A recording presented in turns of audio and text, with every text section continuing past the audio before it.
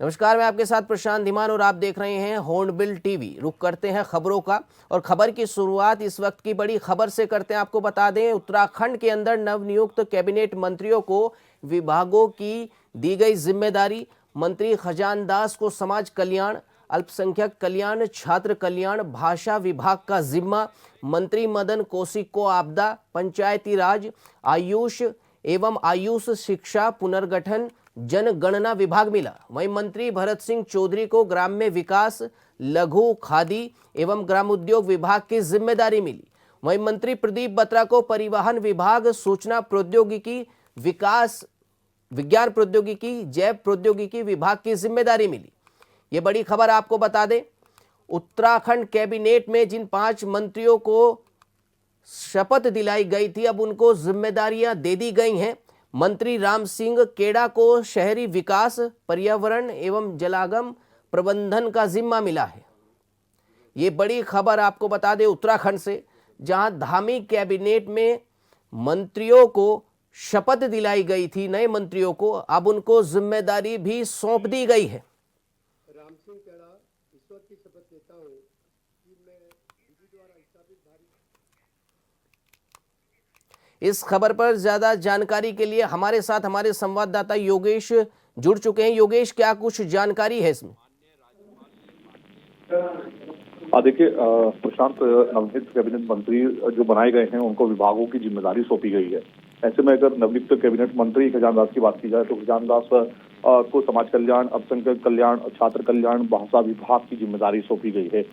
वही मंत्री मदन कौशिक की बात की जाए तो उनको आपदा, पंचायती राज, आयुष शिक्षा, पुनर्गठन, जनगणना विभाग की जिम्मेदारी सौंपी गई है। भरत सिंह चौधरी को अगर हम बात करें तो विभाग, ग्राम विभाग के साथ साथ लघु, खादी एवं ग्राम उद्योग विभाग की जिम्मेदारी सौंपी गई है। प्रदीप बत्रा को परिवहन, सूचना प्रौद्योगिकी, विज्ञान प्रौद्योगिकी, जैविक विभाग की जिम्मेदारी सौंपी गई है। वहीं मंत्री राम सिंह केड़ा की बात की जाए तो शहरी विकास, पर्यावरण और जल प्रबंधन की जिम्मेदारी उनको सौंपी गई है।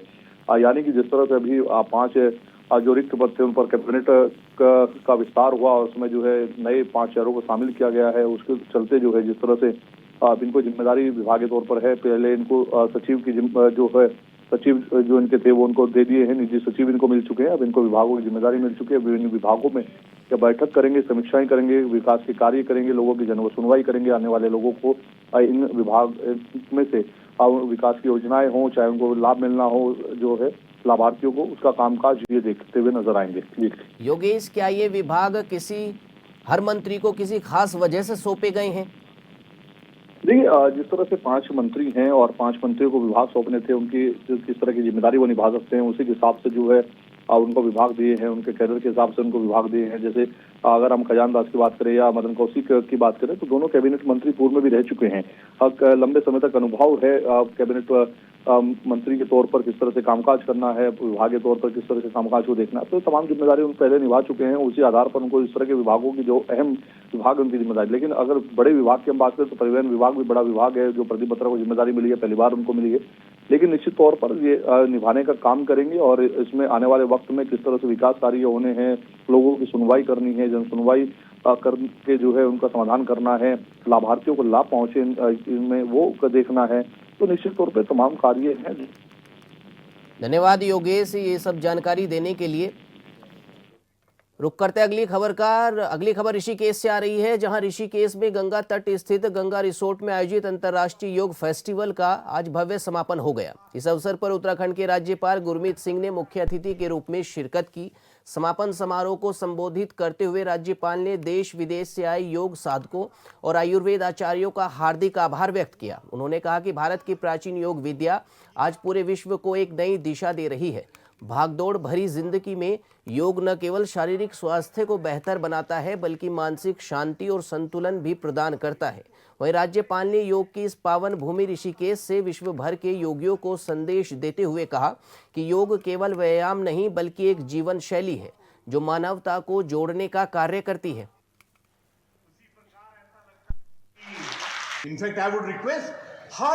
आज परम आदरणीय स्वामी अवधेशानंद जी और बाकी जितने भी हमारे संतगण हैं उन्होंने अपने विचार प्रकट किए, तो ऐसा लगता है कि हमारे पास यहाँ पर हमारा संत समाज, हमारा युवा समाज ऐसा है कि वो पूरी दुनिया के साथ में ये साझा करना चाहता है कि ये पूरा शांति का, स्वास्थ्य का, खुशी का, समृद्धि और विकास का मंत्र क्या है।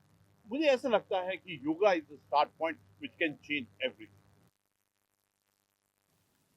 वहीं देहरादून नगर निगम ने शहर में पशुओं से जुड़ी समस्याओं को लेकर सख्त रुख अपनाते हुए व्यापक स्तर पर कार्रवाई तेज कर दी है।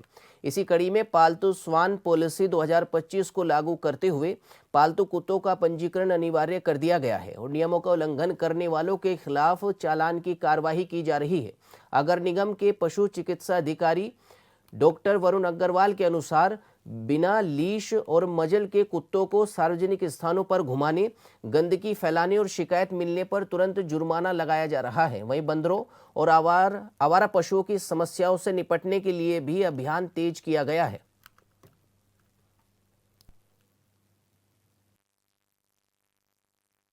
नगर निगम देहरादून द्वारा जो पालतू श्वान पॉलिसी है 2025 उसको पूर्णतया गैजेट नोटिफिकेशन करा के लागू कर दी गई है, जो कि 14 मार्च से पूर्ण रूप से ऑन रिकॉर्ड लागू हो गई है। उसमें पूरे सख्ती के साथ दिशा निर्देश हैं, सख्ती के साथ चालानी कार्यवाही है, सख्त नोटिसी कार्यवाही है। जो भी पालतू पशुओं का रजिस्ट्रेशन नहीं करवाते हैं, उनको बिना लीश के, बिना मजल के उनको घुमाते हैं, शहर में, गांव में, घरों में जहां पर भी उनको गंदा करते हैं, उनको गंदगी को उठाते नहीं हैं, उनके विरुद्ध कंप्लेंट आने पर सख्त चालानी कार्यवाही अमल में लाई जा रही है।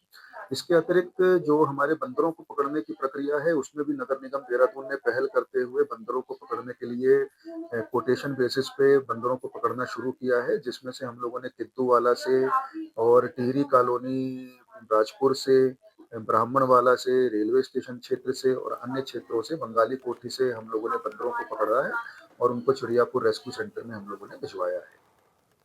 वहीं उत्तराखंड की राजनीति में कांग्रेस की ओर से बीजेपी पर आयातित नेताओं को लेकर उठाए गए सवालों के बीच अब बीजेपी ने तीखा पलटवार किया है। बीजेपी प्रदेश प्रवक्ता मथुरा दत्त जोशी ने विवादित बयान देते हुए कहा कि मंत्रिमंडल में किसी पाकिस्तान से आए व्यक्ति को मंत्री नहीं बनाया गया है, बल्कि सभी मंत्री बीजेपी के चुनाव चिन्ह पर जीतकर आए जनप्रतिनिधि हैं। उन्होंने कांग्रेस के आरोपों को हास्यास्पद बताते हुए कहा कि जो नेता आज कांग्रेस में हैं, उनमें से कई पहले बीजेपी में रह चुके हैं। ऐसे में कांग्रेस को पहले अपना इतिहास देखना चाहिए। मथुरा दत्त जोशी ने आगे कहा कि कांग्रेस बौखलाहट में इस तरह के बयान दे रही है और उनके पास कोई ठोस मुद्दा नहीं है।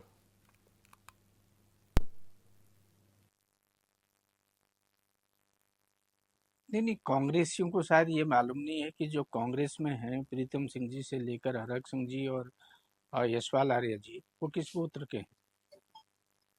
वो भी तो भाजपा के मंत्री रहे हैं, भाजपा के सदस्य रहे हैं, बरसों तक भाजपा में रहे हैं। और जहाँ तक मंत्रिमंडल के विस्तार का सवाल है, कोई पाकिस्तान के व्यक्ति को तो मंत्री यहाँ बनाया नहीं गया है। जो व्यक्ति मंत्री बने हैं वो भारतीय जनता पार्टी के चुनाव चिन्ह पर चुनाव जीत के आए हैं, उन्हीं को मंत्री बनाया है। और कांग्रेस के टिकट पर भी जीत के कोई नहीं आए हैं, सारे भारतीय जनता पार्टी के टिकट पर जीत के आए और 2-2, 3-3 बार से जीतते आ रहे हैं। तो ये तो हास्यास्पद है और कांग्रेस के लोगों को पहले अपना ज्ञान ठीक करना चाहिए, उसके बाद प्रतिक्रिया देनी चाहिए। वहीं चंपावत जिले के लोहाघाट ब्लॉक के धोनी शीलिंग गांव में डगला तोक में एक गुलदार ने घास काटने जा रही 28 वर्षीय महिला गीता देवी पर अचानक हमला कर दिया। दरअसल घर से मात्र 50 मीटर दूर ये घटना हुई, जिसमें महिला के चेहरे और शरीर के अन्य हिस्सों पर चोटें आईं। वहीं साथ ही महिला ने हल्ला मचाने पर गुलदार जंगल में भाग गया। ग्रामीणों ने तुरंत घायल गीता देवी को लोहाघाट उप जिला चिकित्सालय पहुंचाया, जहां डॉक्टर हिमांशु शरण ने उनका उपचार किया। उनकी स्थिति स्थिर बताई गई है, लेकिन आगे जांच और उपचार के लिए उन्हें चंपावत हायर सेंटर रेफर कर दिया गया है। ग्राम प्रधान पुष्कर नाथ गोस्वामी और ग्रामीण लक्ष्मण नाथ ने बताया कि 2 दिन पहले भी इसी क्षेत्र में गुलदार ने एक गाय को मार डाला था और घटना से गांव में दहशत का माहौल है। छोटा सा आप कौन है?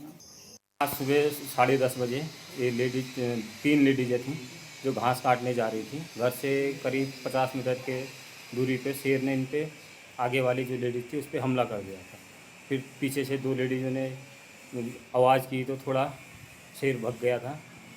और प्रशासन से ये है कि यहाँ पे इससे पूर्व भी 2 दिन पहले एक गाय में भी वो किया था, अटैक किया था शेर ने। और प्रशासन से यह मांग है कि यहाँ पे पिछड़े की कार्रवाई की जाए, जो कि आने वाले दिनों में ये घटना ना हो। गुलदार का जो हमला हुआ है, महिला घास काटने जंगल में गई थी, तो वहाँ पर जो है आमना सामना होने की वजह से गुलदार ने थोड़ा सा अटैक कर दिया है। नाखूनों के निशान आए हैं गाल पे। और ये जो अभी क्या घटना हुई है उसका एग्जैक्ट कारण क्या है, क्योंकि जो गांव से सुनने में आ रहा है वहाँ पर उसी जगह पर एक गाय 2-3 दिन पहले गुलदार ने मारी थी, तो संभवतः वो गाय को खाने के लिए आ रहा था या और आपस में एकदम से महिला सामने आ गई, तो शायद ये अटैक हो गया। इसीलिए मामले की तह तक जाने के लिए हमने अपने स्टाफ को वहाँ पर तैनात कर दिया है। लगातार गश्त की जाएगी और कैमरा ट्रैप लगा रहे हैं, जिससे कि आगे की गतिविधि पता चले और मामले की स्थिति क्या है, वहाँ पर क्या एक्चुअल कारण रहा होगा, ये जानने के बाद अगर आवश्यकता लगती है तो आगे पिंजरे के लिए भी हम लोग कार्रवाई शुरू कर देंगे। धोनी सिलिंग ग्राम सभा के तोक डकला में ये लेडीज घास काटने के लिए जा रही थी, तो अचानक गुलदार ने इनमें हमला कर दिया। वो तो शुक्र है वो साथ में 2 महिलाएं थी, उनकी वजह से बच गई, नहीं तो हो सकता था बड़ी दुर्घटना हो सकती थी। प्रशासन से यही कर रहे हैं कि गांव में और भी अन्य लोग हैं, इसके लिए कड़ी से सुरक्षा की जाए और जो पिंजरे की व्यवस्था है उसको लगाया जाए ताकि गुलदार उसमें फंस सके। खबर हरिद्वार से है, जहां 4 धाम यात्रा की तैयारी में परिवहन विभाग भी जुटा हुआ है। यहां ट्रैवल व्यवसायियों की मांग पर बाहरी लोगों की केयर ऑफ में रजिस्टर्ड गाड़ियों को 4 धाम के लिए ग्रीन कार्ड जारी करने में परिवहन विभाग खास वेरिफिकेशन की प्रक्रिया अपनाएगा। स्थानीय ट्रैवल व्यवसायियों ने ज्ञापन सौंपकर आपत्ति जताई थी कि बाहरी राज्यों के कुछ लोग 4 धाम यात्रा के दौरान हरिद्वार से ग्रीन कार्ड लेकर यात्रा संचालित करते हैं, जिससे स्थानीय कारोबार को काफ़ी नुकसान होता है। साथ ही समय समय पर सरकार को वाहनों की ज़रूरत पड़ने पर स्थानीय कारोबारी ही उनका सहयोग करते हैं, जबकि बाहरी लोग इसमें किसी तरह का सहयोग नहीं करते। ARTO का कहना है कि केयर ऑफ में रजिस्ट्रेशन की प्रक्रिया को सख्त बनाया गया है।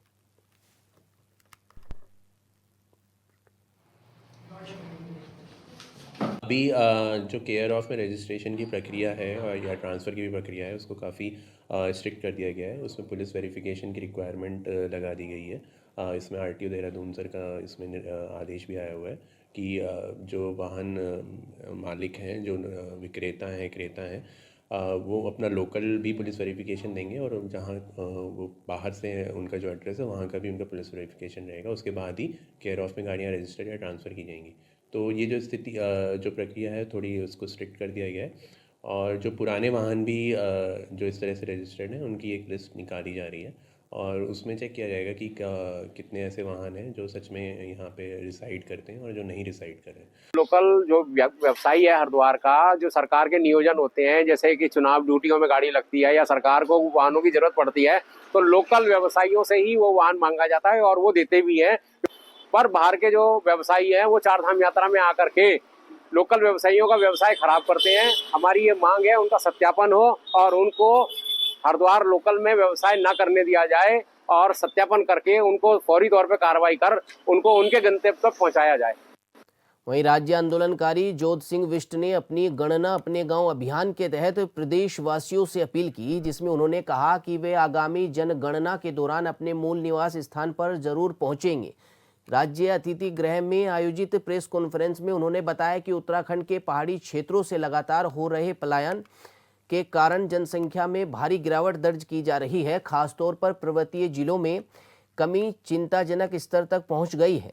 आगे उन्होंने कहा कि जनसंख्या घटने से केंद्र और राज्य सरकार की ओर से ग्रामीण क्षेत्रों को मिलने वाली मूलभूत सुविधाओं में भी कमी आ सकती है, जिससे पहाड़ी इलाकों का विकास प्रभावित होगा और रुक भी सकता है। अगले हफ्ते 10 दिन में मैं उम्मीद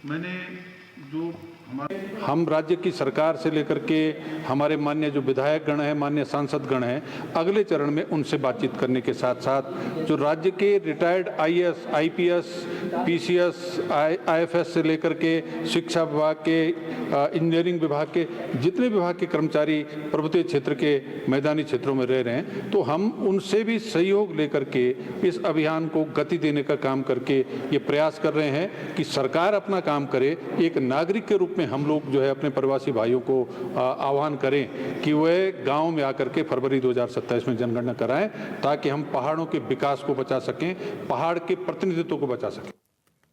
वहीं ग्रीष्मकालीन राजधानी गैरसैंण में हुए विधानसभा सत्र में उत्तराखंड के 17 विधायकों ने अपने मुद्दों को रखा, तो वहीं देहरादून के लच्छीवाला टोल प्लाजा को लेकर मुख्य विपक्षी दल कांग्रेस पार्टी से प्रतापनगर के विधायक विक्रम सिंह नेगी ने नाराजगी जाहिर की।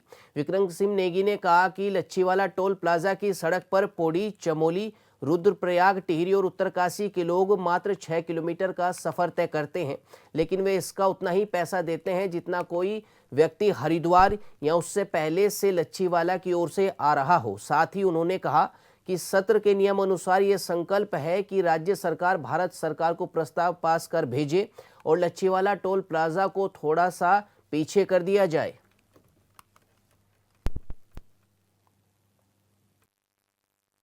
देखिए, जो लच्छीवाला टोल प्लाजा है उस सड़क पे जनपद पौड़ी, चमोली, रुद्रप्रयाग, टिहरी, उत्तरकाशी के लोग मात्र 6 किलोमीटर चलते हैं और पूरा पैसा देते हैं जितने कि आप हरिद्वार और उससे पीछे से आते हैं जो पैसा पड़ता होता है। तो हमने उस पर सवाल लगाया कि नियम में ये संकल्प है कि भारत सरकार को राज्य सरकार प्रस्ताव पास करके भेजे कि ये टोल प्लाजा यहाँ से हटा के पीछे कर दिया जाए, और ये समझ लो सीधे तौर पे ये सरकारी वसूली है जो गलत तरीके की है। ये मोदी जी के सरकार के ये सीधे जनता के जेब पे डाका डालने वाली कार्रवाई है। इसका पौड़ी, चमोली, रुद्रप्रयाग, टिहरी और उत्तरकाशी के लोगों का कोई लेना देना नहीं कि 6 किलोमीटर सड़क चलने पर आपसे उतने टोल टैक्स लिया जाएगा जितनी लंबी ये सड़क बनी है, उतने जो है यहाँ के लोगों से लिया जा रहा है। वहीं उत्तराखंड में बीजेपी सरकार के 4 साल पूरे होने पर जहां एक और सरकार अपनी उपलब्धियों को जनता के सामने रख रही है, वहीं पार्टी इसे जन समर्थन से भी जोड़कर देख रही है।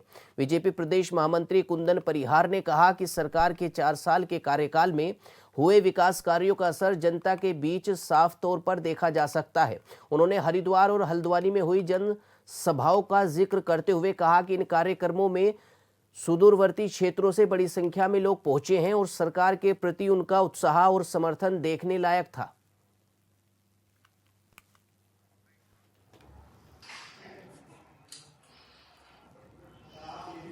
देखिए, उत्तराखंड में आदरणीय पुष्कर सिंह धामी जी के नेतृत्व वाली सरकार ने 4 वर्ष पूर्ण कर लिए हैं और इस 4 वर्षों में जो ऐतिहासिक विकास कार्य हुए हैं और उसके एवज में हमने देखा कि जो हमारे हरिद्वार में जनसभा हुई थी और कल ही जो हल्द्वानी में जनसभा हुई थी, उस जनसभा में एक विशाल जनसभा जिसको कहा जा सकता है, उसमें सुदूरवर्ती क्षेत्रों से जिस प्रकार के लोगों का उत्साह था, जोश था, जो सरकार के प्रति समर्थन था, वो देखने लायक था।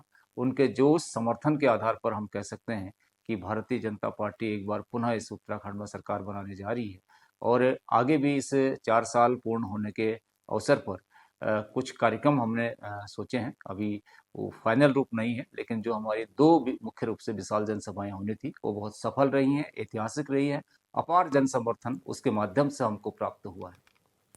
वहीं उत्तराखंड सरकार के कृषि मंत्री गणेश जोशी ने देहरादून में प्रेस कॉन्फ्रेंस की, जिसमें उन्होंने कहा कि मुख्यमंत्री धामी ने सेव मिशन के तहत किसानों को 29 करोड़ रुपए से अधिक की बकाया राशि जारी की है। अधिकारियों को 15 दिन के भीतर भुगतान सुनिश्चित करने का निर्देश भी दे दिया गया है। उन्होंने पाली हाउस परियोजना का भी उल्लेख किया और कहा कि अब किसानों को सीधा भुगतान प्राप्त होगा। उन्होंने कहा कि मुख्यमंत्री ने उत्तराखंड की प्रगति पर जोर देते हुए प्रधानमंत्री नरेंद्र मोदी के उस दृष्टिकोण का जिक्र किया कि आने वाली सदी का तीसरा दशक उत्तराखंड का होगा और राज्य कई क्षेत्रों में अग्रणी होगा।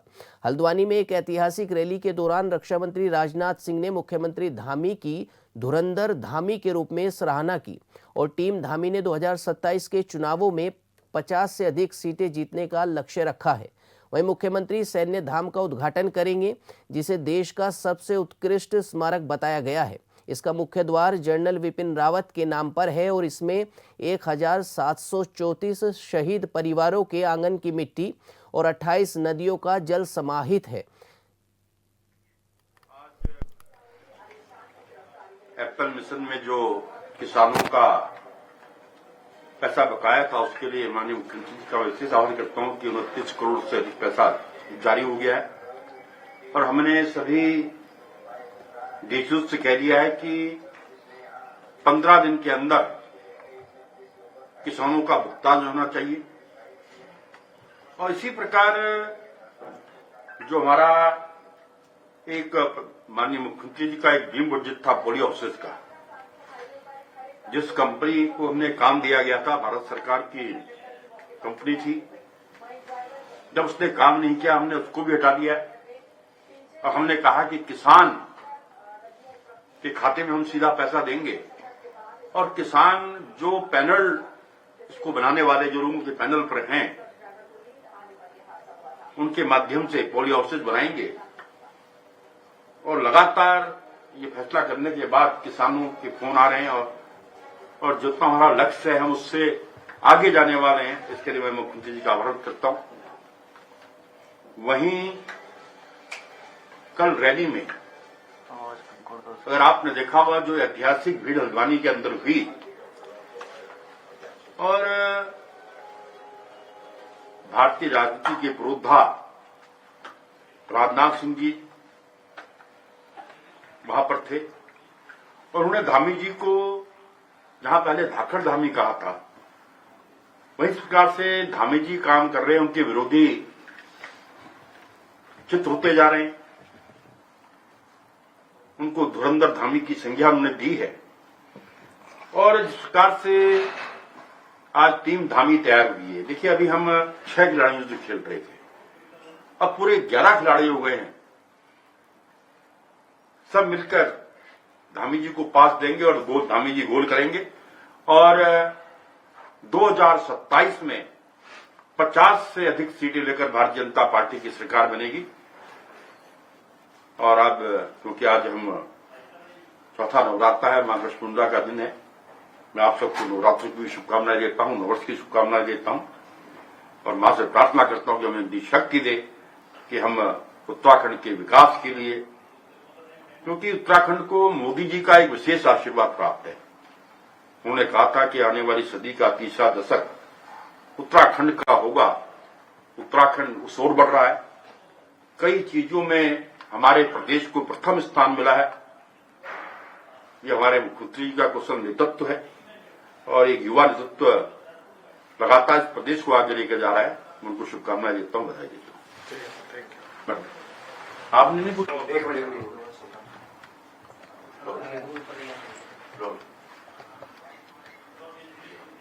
रोल बोल दो सर, पूछो क्या बोल रहे नहीं आप? अच्छा, सैन्य धाम बनकर तैयार हो गया है और जैसे ही माननीय मुख्यमंत्री जी के नेतृत्व का समय ले रहे हैं उसका लोकार्पण कर हम वहां की वीर माताओं को, वीर नारियों को, वहां की जनता को समर्पित करेंगे।